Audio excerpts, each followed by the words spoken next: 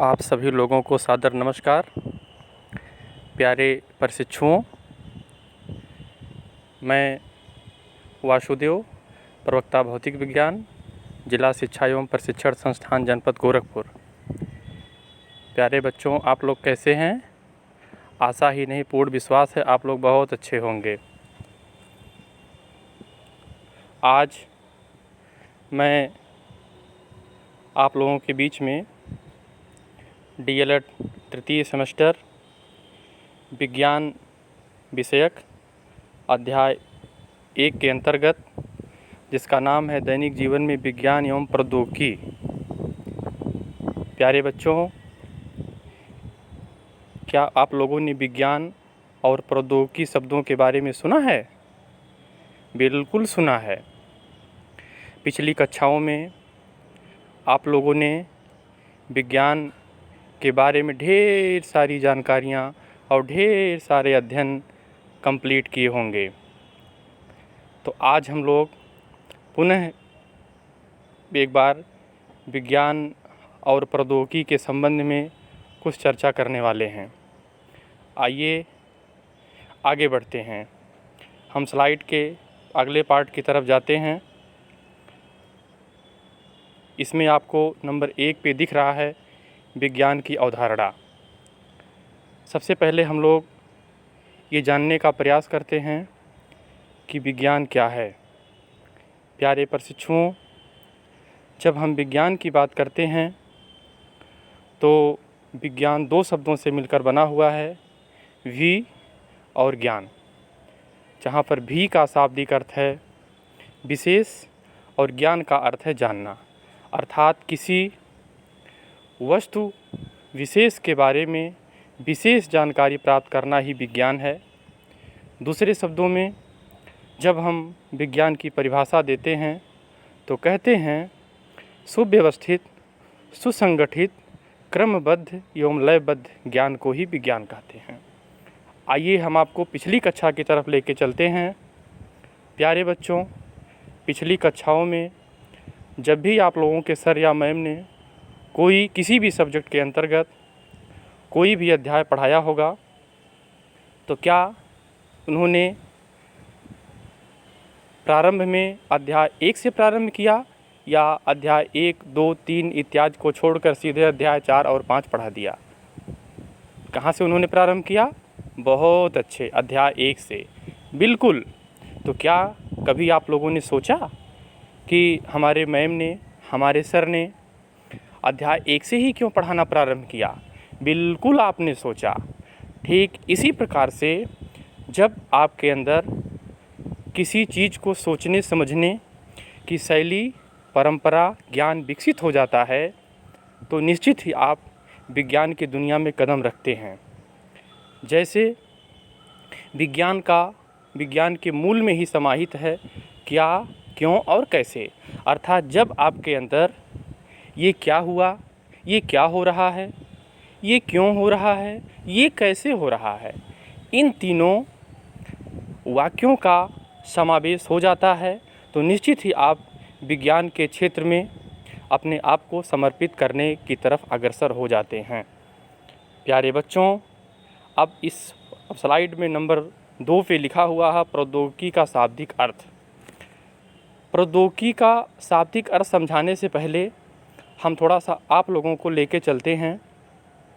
क्या पुराने समय में आप लोग ये सुनते रहे होंगे, आपके दादा दादी या बुजुर्ग जो भी आपके आसपास पास पड़ोस में रहते हैं, उन लोगों ने बताया है कि आज के 20 साल, 25 साल, 30 साल पहले जब हमें कहीं 10 किलोमीटर, 15 किलोमीटर, 20 किलोमीटर, 3 किलोमीटर की यात्रा करनी होती थी तो शायद उनके पास मोटरसाइकिल या मोटर कार नहीं होते थे, वो लोग पैदल ही यात्रा करते थे। लेकिन आज आप लोग ये भली भांति जानते हैं कि आपको अगर थोड़ी सी दूरी भी यात्रा करनी है या अधिकतम दूरी की यात्रा करनी है तो आपके पास मोटरसाइकिल से लेके, मोटर कार से लेके, बस इत्यादि, रेलगाड़ी के साथ साथ हवाई जहाज़, हेलीकॉप्टर की सुविधा भी उपलब्ध है। क्या आपने कभी सोचा कि ये सुविधा कहाँ से हमको प्राप्त हुई। ये विज्ञान की ही देन है, अर्थात विज्ञान के नियमों एवं सिद्धांतों के अनुप्रेक्ष मानव हित में संसाधनों का निर्माण ही प्रौद्योगिकी कहलाता है। इसे आप लोग एक बार फिर से सुने। विज्ञान के नियमों एवं सिद्धांतों के अनुप्रयोग से मानव हित में संसाधनों का निर्माण ही प्रौद्योगिकी कहलाता है। अब आप लोग विज्ञान और प्रौद्योगिकी के दृष्टिकोण से भली भांति परिचित हो गए होंगे।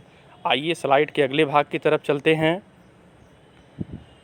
अब हम लोग आपस में चर्चा करेंगे दैनिक समस्याओं के समाधान में विज्ञान की भूमिका। हमारे आपके सामने प्रतिदिन नित नई समस्याएं आती रहती हैं। कभी, जैसा कि हमने पहले बताया, कभी किसी को यात्रा करना है, कभी किसी को फ़ोटो पासपोर्ट साइज़ फ़ोटो की आवश्यकता है, कभी किसी को फ़ोटो स्टेट कॉपी करवाना है, कभी किसी को मेडिकल इमरजेंसी की आवश्यकता है। इस प्रकार से नाना प्रकार की समस्याएं आपके और हमारे दिनचर्या का एक भाग हैं।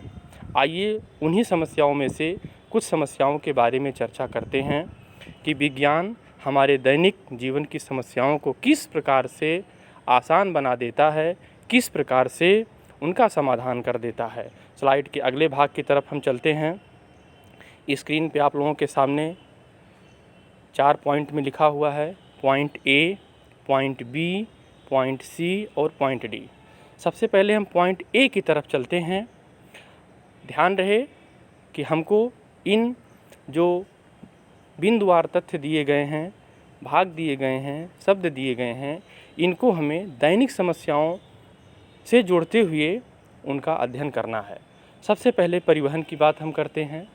परिवहन के बारे में हमने आप लोगों को इस वीडियो के प्रारंभ में ही बता दिया कि परिवहन विज्ञान और प्रौद्योगिकी के आने के बाद कितना सुलभ हुआ है, यह किसी से छिपा नहीं है।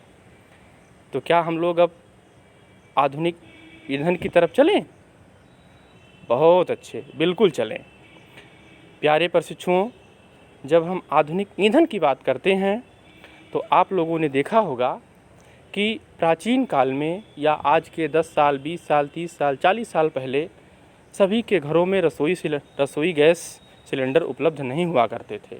उस समय लकड़ी जलाकर या गोबर से जो उपले बनाने के बाद उनका हम भोजन बनाने में प्रयोग करते थे।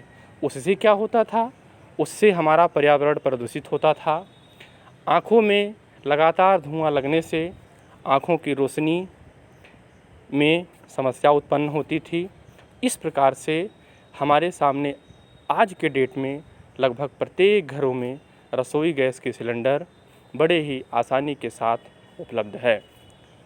साथियों, इसी प्रकार से जब हम बात करते हैं अन्य प्रकार के ईंधन की, तो आज हमारे डीजल, पेट्रोल या जो एरोप्लेन के फ्यूल होते हैं, उनमें भी नित्य नई टेक्नोलॉजी का उपयोग करते हुए उन्हें पर्यावरण के दृष्टिकोण से, मानव जीवन के दृष्टिकोण से उन्हें सुगम बनाया जा रहा है।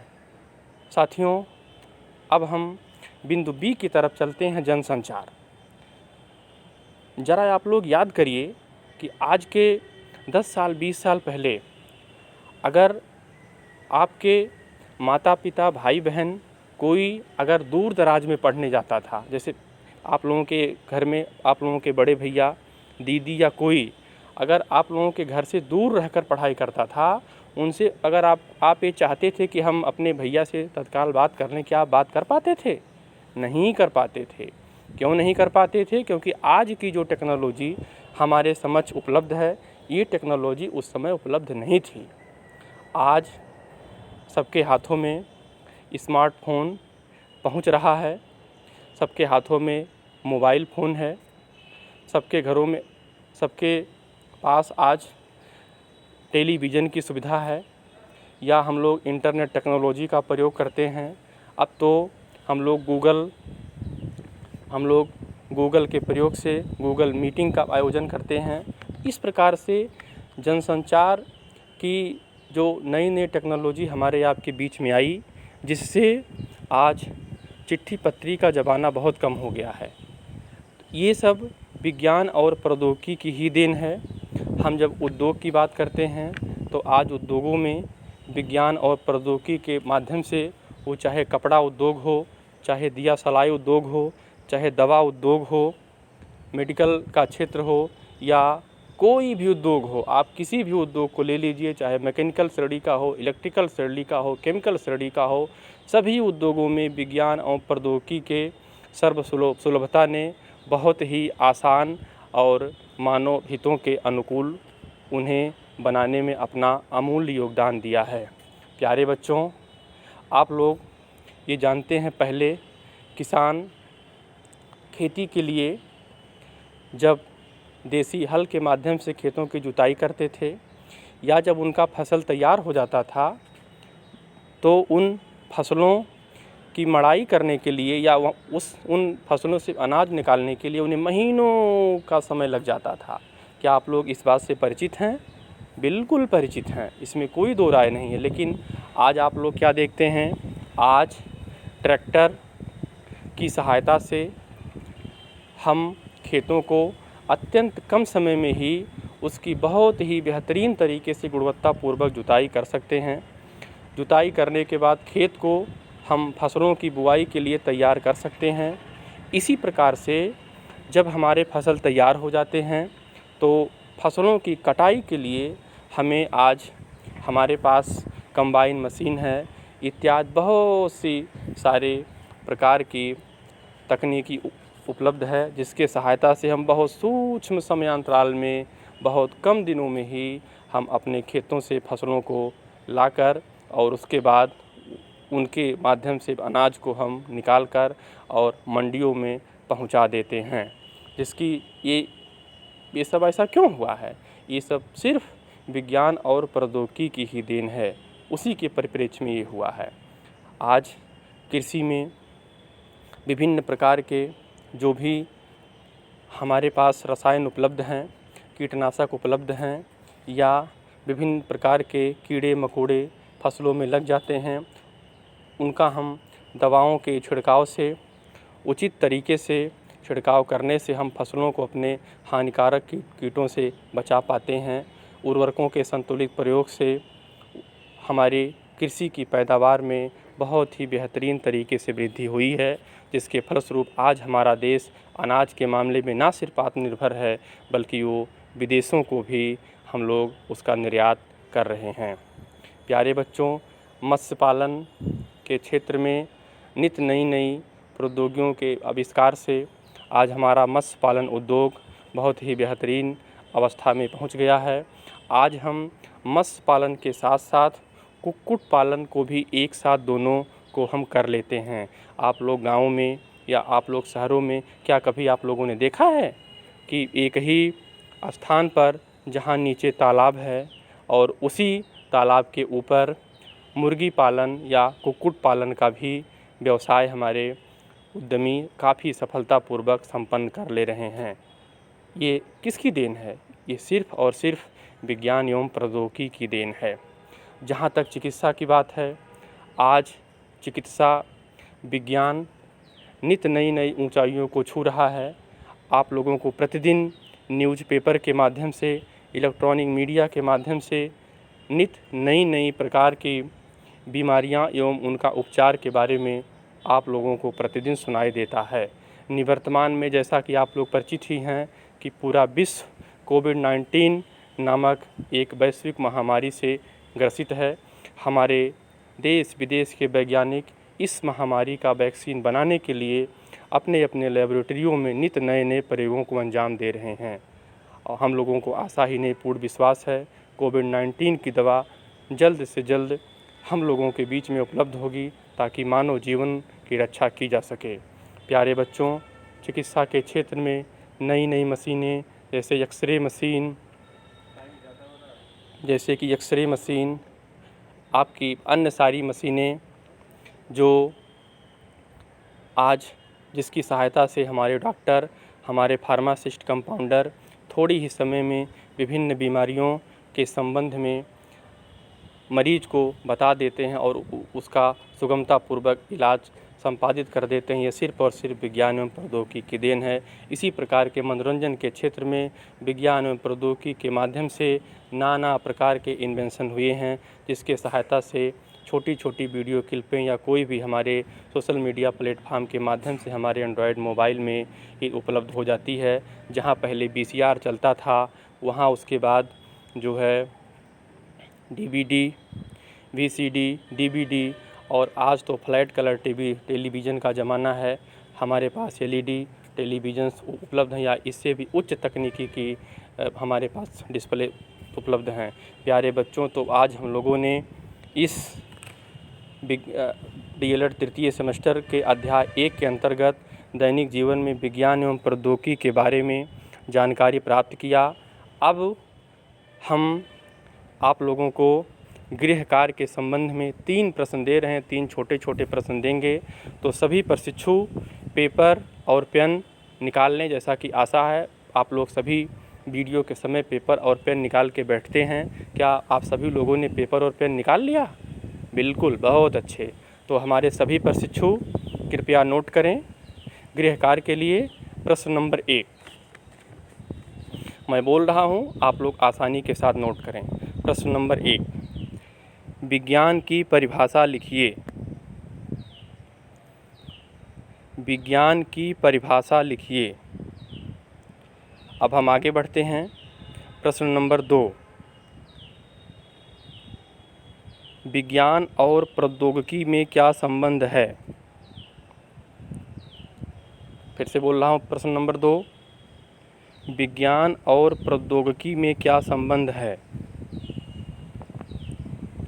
बहुत अच्छे। प्रश्न नंबर 3, विज्ञान के सदुपयोग से मानव जीवन में क्या परिवर्तन हुआ है? फिर से बोल रहा हूँ, प्रश्न नंबर 3, विज्ञान के सदुपयोग से मानव जीवन में क्या परिवर्तन हुआ है? बहुत अच्छे। आप सभी लोग अपने अपने घरों पर रहें, मास्क का प्रयोग करें, सोशल डिस्टेंसिंग का प्रयोग करें। बहुत आवश्यक हो तभी आप घरों से बाहर निकलें। इन्हीं शब्दों के साथ आज का ये क्लास मैं समाप्त करता हूँ। एक बार पुनः आप सभी लोगों का धन्यवाद और साथ ही साथ अगली कक्षा तक के लिए नमस्कार। 20 मिनट हो गया। 17 51